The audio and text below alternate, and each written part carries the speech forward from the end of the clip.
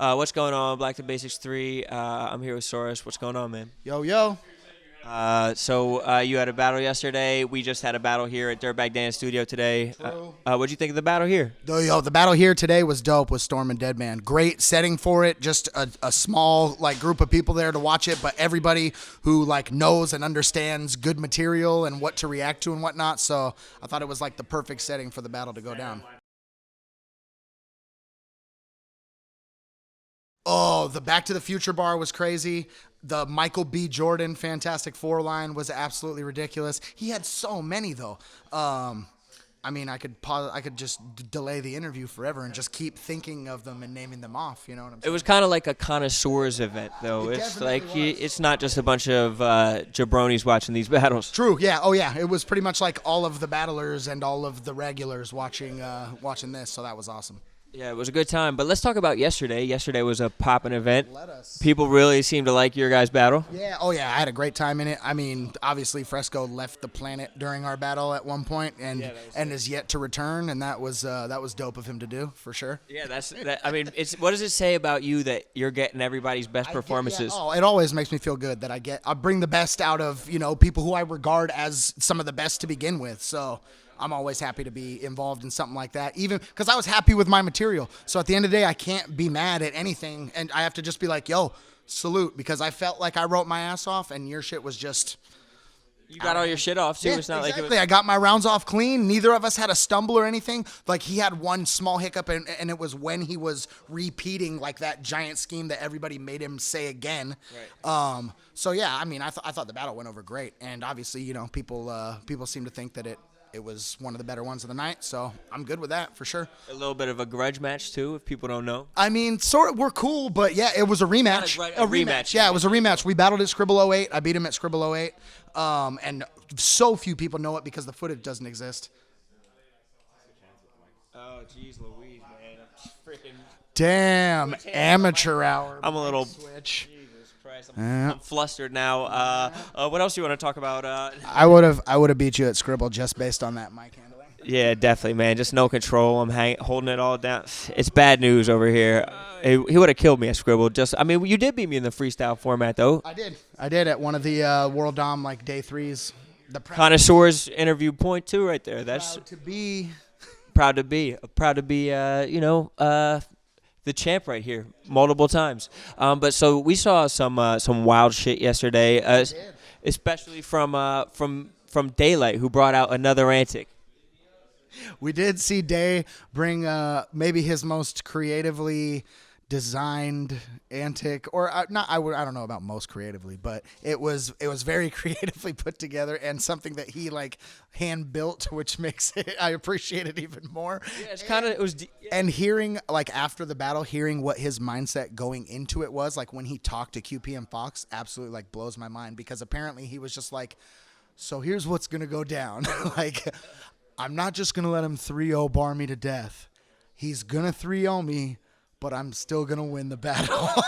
And that's essentially what happened. And that's what he told them beforehand. He was like, yeah, QP's going to 3-0 me, but it ain't going to be the kind of 3-0 that he wants. And Day's 100% right. And it seems like he wants to win getting talked about. Yeah.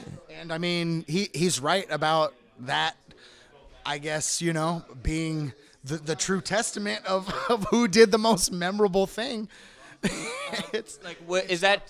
Is that do you want to participate in that competition of No, it's not something I would do myself. I don't think. I've even been asked if I would battle Daylight, and I'm super skeptical about it just because I don't know if he would do something like that, and what he would do if it was something like that, and I would want to at least have an idea of what, so I know how to counteract it. You know what I'm saying? I feel like you never have an idea of what. Has there ever been an antic where you're like, man, I know he's about to do this? No, never. And that's why I think I'd probably never battle him, because I don't think he would do what antic would do. I think he might. I feel like the people who he feels challenged by, writing wise, I sort of feel like that's the route that he takes, and you might be able to agree with me. I don't know if he feels challenged necessarily. I think I could give him a challenge for sure, but I don't know if he would give me 3 rounds of writing. I just don't know it for sure. He even kind of gave QP 3 rounds of writing. Yeah, sorta. I mean, in a sense. Just took away everything from it by the wild costume that he did. How about Gjonaj and Diz? I mean, good for Diz. I mean, I thought Diz was going to win the whole time. I tried explaining it even at World Dom to a couple of Gjonaj's homies who were just like, nah, he's going to wash him and this and that. And it's until you've been in that ring against that type of figure, you don't know what you're getting yourself into. You can over-prep yourself and psych yourself out all you want and think that you're ready for the occasion. But until you've experienced the animal itself, it's just, there isn't anything like it. The dude has the biggest presence in battling. So, like, what do you think happens next to Gjonaj? I think he should really take in the L and then start taking matches that make more sense to him, like battle a guy like Psychosis or something like that. Battle Psychosis. They're 2 up-and-coming dudes who both still have a reasonable buzz. They both still feel like they have something to prove. Gjonaj just now has more to prove than Psychosis does because he got washed.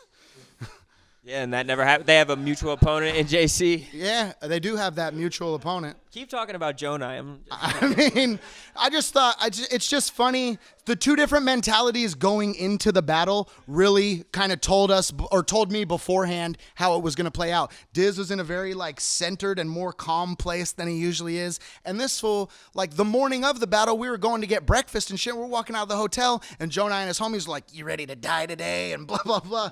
Just little corny troll shit. You know what I'm saying? Me and Kay and Diz are walking to my car and they're like, you ready to die today? And it's like, and Diz isn't even playing back into that shit. He's not even listening to it. And he's just like, I'm going to kill this fool.